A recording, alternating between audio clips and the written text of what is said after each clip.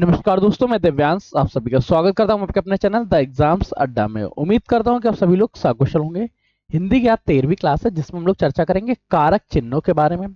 कारक क्या है, चिन्ह क्या है, परसर्ग क्या है, इन पॉइंट्स में आज की हमारी चर्चा होगी। अगर आपको हमारा सेशन पसंद आता है तो लाइक कर दोस्तों, शेयर कर दीजिएगा, चैनल सब्सक्राइब कर लीजिएगा और देखना मत भूलिएगा।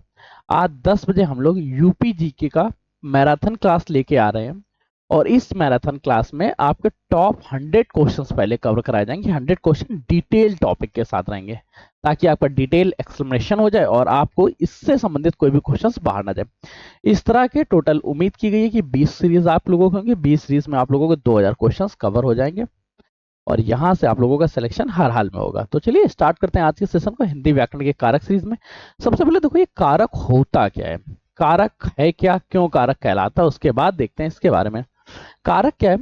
संज्ञा या सर्वनाम का वह रूप जिसके द्वारा वाक्य के किसी अन्य शब्द के साथ हमें संबंध पता चलता है। क्या कारक का नाम से याद रखो कि संबंध बताता है, परंतु क्या संज्ञा या सर्वनाम का किसी अन्य शब्द के साथ।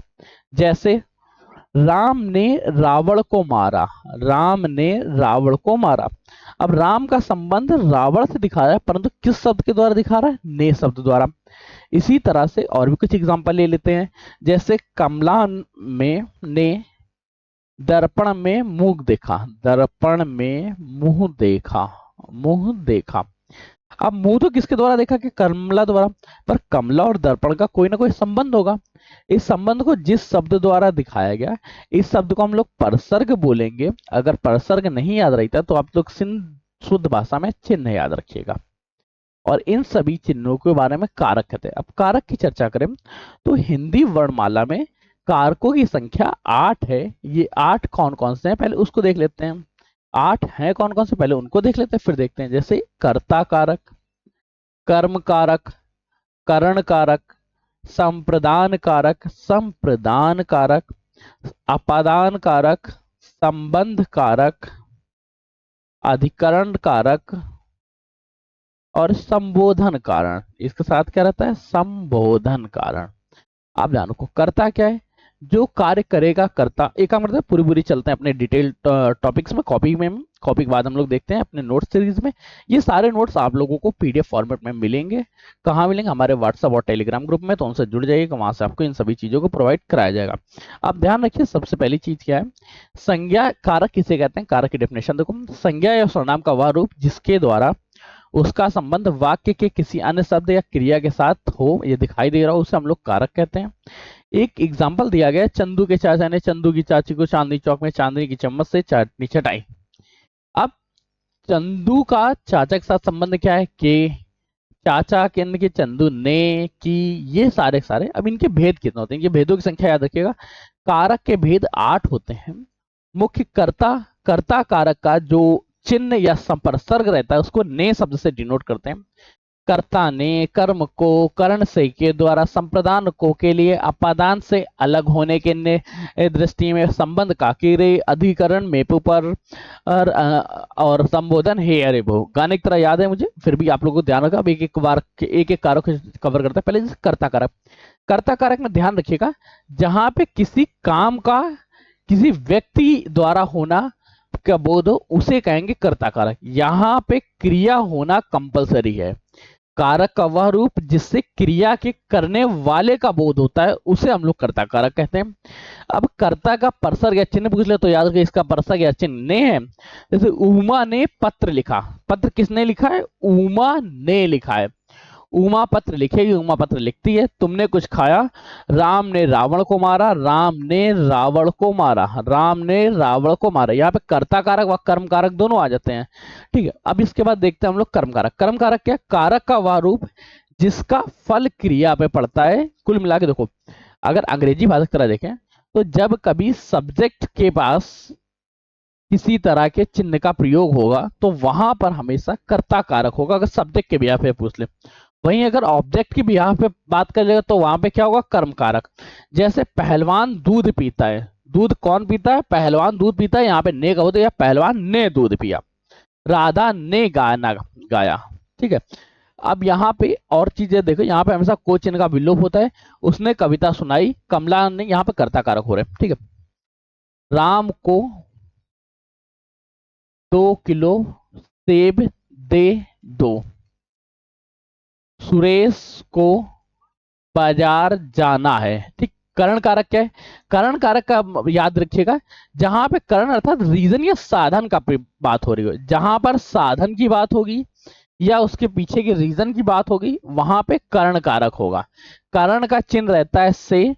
चिन्ह से याद रखिए, जैसे मैं कलम से लिखता हूं, यहाँ पे जो से का प्रयोग है वो किसके लिए किया जा रहा है? कलम के लिए।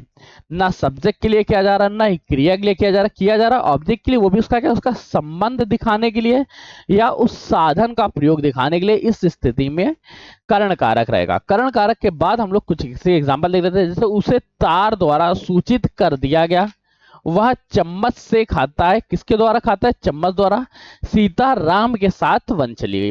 वहीं अगर संप्रदान कारक की चर्चा करें तो संप्रदान कारक के बारे में याद रखिएगा, जहां पे कारक का वह रूप जिसके द्वारा कर्ता काम करता हुआ दिखाई देता है, और यहाँ पे को लिए का लोप होता है। किसका लोप होता है? इसका लोप होता है को लिए। पंडित ने भक्तों को कथा सुनाई, पंडित ने भक्तों के लिए कथा सुनाई। राजा ने गरीबों को दान दिया, संगीता ने राधा को पुस्तक दी, संगीता ने राधा के लिए पुस्तक दी।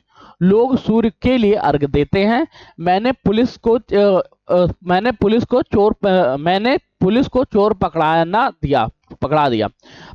दिया, ठीक है, पकड़वाना होगा यहाँ पे, पकड़वा दिया। इस बात को ध्यान रखिएगा, संप्रदान कारक में को लिए का बोध होगा। एक चीज और ध्यान रखिए, अगर हेतु वास्ते या नामित शब्दों का योग किया जाए तो वहां पे हर हाल में आपको संप्रदान कारक ही चिन्ह पे लगाना पड़ेगा। हेतु वास्ते निमित्त का योग हो तो उस स्थिति में सदा हमेशा, पॉइंट याद रखना, इस स्थिति में हमेशा कौन सा कारक रहेगा? हमेशा संप्रदान कारक रहेगा। अपादान के बारे में चर्चा करें तो अपादान का मतलब होता है से अलग होने पे। जहां पे अलगाव का भाव आ रहा हो, जहां पे अलग होने का भाव आ रहा हो, वहां पे अपादान कारक होगा। कारक का वह रूप जिससे वाक्य में अलगाव का बोध हो उसे कारक, अपादान कारक कहते हैं। इसमें से या अलगाव का भाव हमेशा दिखाई देता है, वैसे से का भाव संबंध में भी दिखाई देगा, ठीक है। और इसलिए ध्यान रखिएगा, अपादान का मतलब यह होता है से या के द्वारा रहेगा, परंतु इसमें हमेशा अलगाव या डिस्टेंस का नहीं यार। जैसे पेड़ से पत्ता गिरता है, पेड़ से अलग हो गया, पहाड़ से पत्थर गिरा, पहाड़ से पत्थर अलग हो गया। मोहन घर से विद्यालय था, मोहन विद्यालय से अलग हो गया, घर से अलग हो गया। आकाश से बिजली गिरती, जो बिजली है वो आकाश से अलग हो गई। सुनील बस से उतरता है, सुनील किससे अलग हो गया? बस से। सुनील के सर टोपी है, टोपी किससे अलग हो गई? सुनील के सर से। एक चीज और ध्यान रखिएगा इस पॉइंट्स में, यहां पर जब कभी अपादान कारक है, अपादान कारक में जब कभी भय की स्थिति उत्पन्न हो जाए या ग्रहण करने की, तुलना करने या लज्जा का भाव आ रहा हो, उस स्थिति में भी अपादान कारक होता है। जैसे छात्र गुरु से शिक्षा ग्रहण करते हैं, राम श्याम से चतुर है, बहू ससुर से लज्जाती है, ठीक है, इत्यादि। यहां पर भी क्या रहेगा? यहां पर भी सदैव अपादान कारक रहेगा। गंगा हिमालय से निकलते तो अलग होने के बावजूद पुजारी कुत्ते से डरता है, यहाँ पे क्या है? यहाँ पे भय का प्रयोग हो गया, जहां पे डर का प्रयोग हो रहा हो वहां पर भी अपादान कारक होगा। संबंध की चर्चा करें तो संबंध का मतलब ये रहता है कि जहां पे दो वाक्यों के मध्य या दो संज्ञा सर्वनामों के मध्य संबंध स्टैब्लिश किया जा रहा हो, संबंध के बारे में बताया जा रहा हो, वहां पे क्या होगा? संबंध कारक। कारक का वह रूप जिससे उसका संबंध वाक्य के अन्य संज्ञा या सर्वनाम में दिखाया जाए उसे संबंध कारक कहते हैं। काकिरे, राम के कपड़े स्वच्छ हैं, राम और कपड़े में एक संबंध दिखाया जा रहा है, इसलिए वहां पे क्या होगा? यहाँ पे संबंध कारक होगा। कश्मीर का प्राकृतिक सौंदर्य अद्वितीय, कश्मीर के सौंदर्य के बारे में चर्चा कर रहा है, इस वजह से यहाँ पे कश्मीर का संबंध दिखाया गया सौंदर्य के साथ। मोहन और उसका पुत्र व्यस्त है, मोहन का उसके बेटे के साथ संबंध बताया जा रहा है। संबंध कारक के बारे में एक चीज और ध्यान रखिए, जब कभी संबंध की चर्चा करो तो संबंध के रूप में रिश्ते, नातेदारी, परिवार, फैमिली, जन्म लेने वाला व जनक व जन्म देने वाला, इन सभी के संबंधों के बारे में भी संबंध कारक होता है।